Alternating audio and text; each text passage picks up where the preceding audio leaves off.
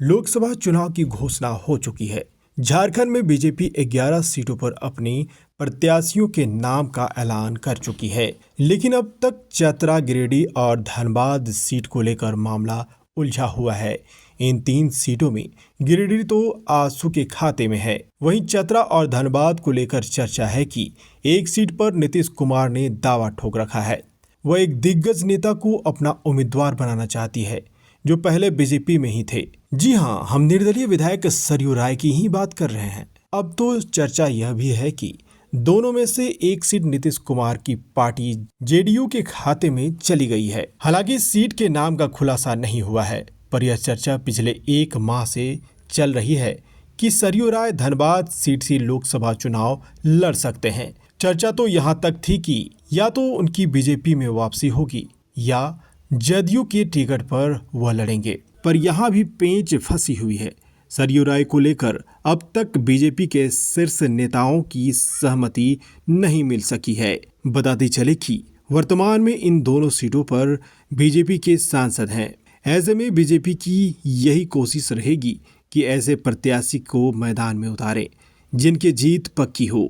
हालांकि चर्चा है कि धनबाद से सरयू राय को टिकट देकर जदयू चुनावी मैदान में उतार सकती है। विधायक सरयू राय धनबाद सीट से चुनाव लड़ने की तैयारी में काफी पहले से जुटे हैं। जदयू के राष्ट्रीय अध्यक्ष एवं बिहार के मुख्यमंत्री नीतीश कुमार के साथ सरयू राय का रिश्ता काफी पुराना है।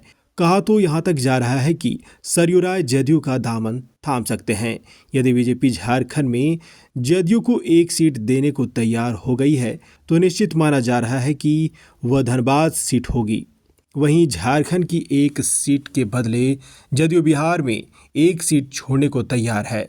बता दें कि हाल ही में इससे जुड़ी एक खबर को सरयू राय ने फेसबुक पेज पर शेयर किया है। ऐसे में चर्चाओं का बाजार और गर्म हो गया है।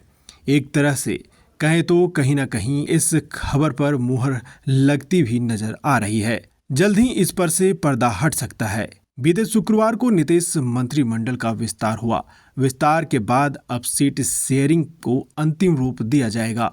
चर्चा है कि जिस दिन बिहार की सीटों की घोषणा होगी उसी दिन चतरा और धनबाद की भी स्थिति स्पष्ट हो जाएगी। बता दें कि 2 मार्च को बीजेपी की ओर से प्रत्याशियों की पहली सूची जारी की गई थी। पहली सूची में झारखंड के 14 सीटों में से 11 पर ही उम्मीदवारों की घोषणा की गई थी।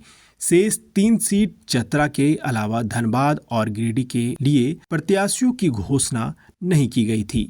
चर्चा था कि पार्टी की ओर से दूसरी सूची में चतरा सीट के लिए प्रत्याशी की नाम की घोषणा की जाएगी, पर नहीं हुआ। पर धीरे धीरे एनडीए के अंदर फंसी पेचों का खुलासा होता जा रहा है।